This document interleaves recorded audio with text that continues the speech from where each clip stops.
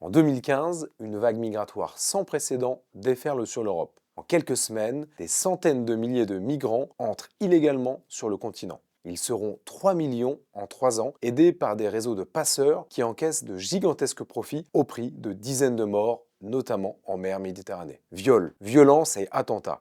L'Europe est déstabilisée, mais des associations de gauche, largement financées par l'argent public, continuent à encourager cette immigration clandestine. Parmi les plus actives de ces ONG, il en est une qui ressort particulièrement. SOS Méditerranée. Sa méthode d'action, affréter des navires pour pouvoir récupérer des migrants en mer. Très tôt, de nombreuses voix s'élèvent contre cette ONG. Même au plus haut sommet de l'État, on s'interroge. Et si SOS Méditerranée faisait le jeu des passeurs en créant des appels d'air? Le 5 octobre 2018, 23 lanceurs d'alerte du collectif Génération Identitaire ont voulu manifester pacifiquement leur opposition à cette ONG Taxi à migrants. Les militants recouvrent la façade du bâtiment qui héberge les locaux de l'association avec une banderole explicite SOS Méditerranée, complice du trafic d'êtres humains. Les 23 jeunes vont être immédiatement arrêtés et placés en garde à vue pendant 48 heures comme de vulgaires délinquants. Ces militants vont subir un véritable déferlement de haine de toute la gauche. Ils sont marginalisés, moralement criminalisés, au nom de leur appartenance à la droite patriote. Certains vont en payer le prix fort, perte d'emploi, pression sur leurs enfants, mise à l'écart. Leur procès se tiendra 4 ans plus tard. Procès juridique ou procès politique. Les peines sont tellement lourdes, en comparaison d'autres mouvements activistes de gauche, aux modes d'action similaires, que la réponse semble évidente. Prison ferme, 100 000 € de dommages et intérêts, interdiction de séjourner sur une partie du territoire français. Mais ces lanceurs d'alerte n'ont pas accepté de payer le prix fort pour avoir porté des idées partagées par une majorité de Français. Et SOS Méditerranée est de plus en plus critiqué, certains pays refusant même d'accueillir ces bateaux. Le 9 février prochain, l'affaire sera portée en appel. L'enjeu est fondamental, rendre justice sur une base légale et non politique. Parce que derrière cette décision se joue aussi le droit de critiquer ces ONG immigrationnistes sans risquer la censure judiciaire. L'ASLA a pris en charge cette lourde procédure pour défendre leur honneur et votre liberté d'expression. Vous pouvez nous aider en partageant cette publication et en soutenant financièrement ces lanceurs d'alerte sur asla.fr.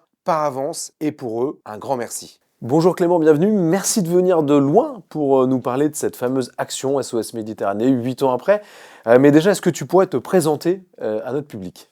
Bonjour Pierre, merci de m'accueillir. Donc moi c'est Clément Galland, j'ai 31 ans. Je viens de la région lyonnaise, je travaille dans le BTP et je suis du coup le dernier président de l'association dissoute Génération Identitaire, association dissoute en 2021, qui était très connue pour être une association qui défendait l'identité locale française, l'identité française et l'identité européenne, qui existait en fait à travers la lutte contre l'islamisation, de l'immigration et de la globalisation en France et en Europe.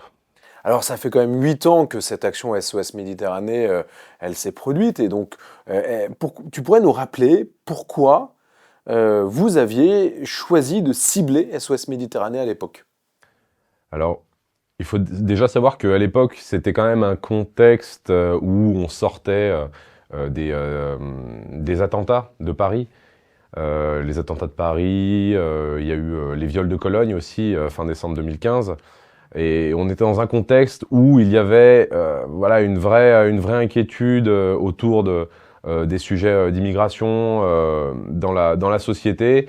Et un de ces acteurs principaux de cette immigration, c'était notamment SOS Méditerranée. SOS Méditerranée qui avait la facilité d'être subventionné à foison par les collectivités, par les donateurs, etc.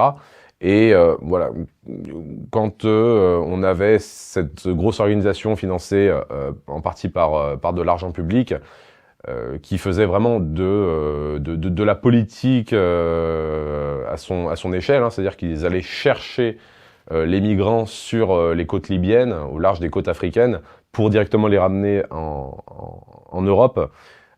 C'est quelque chose qui nous a désigné en fait ce candidat absolument prédestiné pour une action d'envergure. Alors, est-ce que tu peux nous parler de cette fameuse action? Qu'est-ce que vous avez fait? Comment vous l'avez fait? On a déployé une grande banderole depuis les fenêtres du siège de SOS Méditerranée qui disait SOS Méditerranée, complice du trafic d'êtres humains. Une idée qui était largement partagée à l'époque, c'est une action qui était absolument pacifique, où tout s'est déroulé sans accroc et rapidement la police est arrivée, a interpellé les militants, les ont placés en garde à vue. Alors, du coup, la suite a été beaucoup plus dure hein, pour les 23 militants. Vous avez été placés en garde à vue, de mémoire au moins 48 heures. Est-ce que tu pourrais nous dire un peu ce qui s'est passé une fois que vous avez été interpellés et les suites, les semaines qui suivent? Eh ben, les militants, ils ont été placés pendant 48 heures en garde à vue. C'est un traitement assez sévère pour des simples militants politiques, on va dire. C'est un traitement légal, mais qui est assez rude, les 48 heures.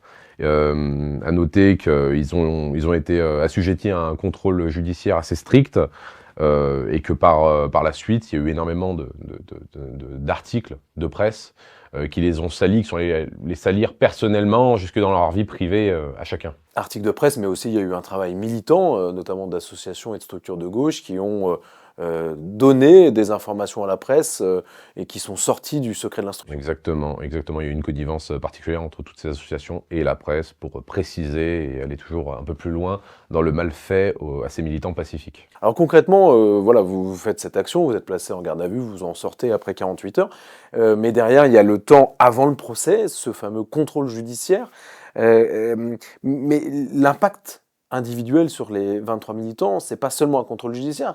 Qu'est-ce qu'ont connu les militants en attente du procès? Dans l'attente du procès, pendant que leur nom était on va dire, mis au grand jour, eh ben oui, on a eu entre autres donc un agent municipal pour lequel il y a eu pas mal de pressions qui ont été appuyées en mairie pour le faire licencier. On a eu également un professeur qui est un professeur de 28 ans qui s'est vu contraint de changer totalement de métier au vu de la pression qui s'exerçait autour de lui. Et on a également eu un jeune couple de militants qui avait également 28 ans, dont les enfants étaient la cible de manière assez véhémente à l'école de harcèlement, dû justement à leur investissement dans cette action, entre autres. Oui, ça a pu être difficile à vivre pour certains d'entre eux, d'autant que, je le répète, c'était pour une action qui est absolument pacifique. 4 ans après, en 2022, va se dérouler le procès en première instance pour ces 23 militants. Qu'est-ce que tu retiens, toi, en tant qu'ancien président de Génération Identitaire, de ce procès? Comment tu l'as vécu? Comment tu as perçu le verdict? Ce premier procès, moi, il m'a choqué. Il m'a choqué de par sa sévérité. On parle de peines de prison, des peines de prison fermes pour certains. On parle de 100 000 € d'amende. 100 000 € d'amende. On parle d'interdiction de circuler sur le territoire, mais pourquoi faire? Donc voilà, moi je garde en tête, c'est un procès politique qui s'est déroulé et on attend avec impatience ce procès en appel. Du coup, donc, le procès en appel arrive là, le 9 février.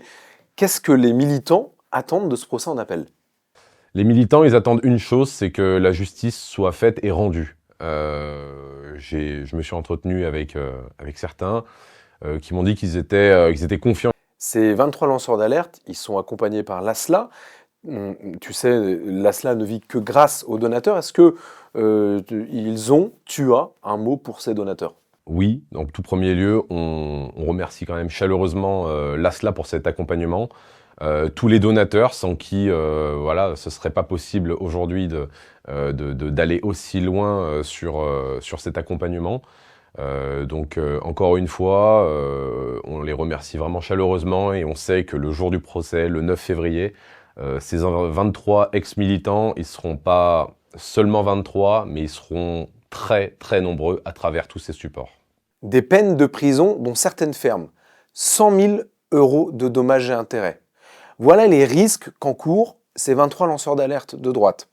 Derrière, c'est aussi notre droit de critiquer l'immigration clandestine et ces ONG qui créent des appels d'air. L'appel, il est important et ces militants ont besoin de vous. Alors si vous voulez les soutenir financièrement, rendez-vous sur asla.fr. Par avance et pour eux, un grand merci.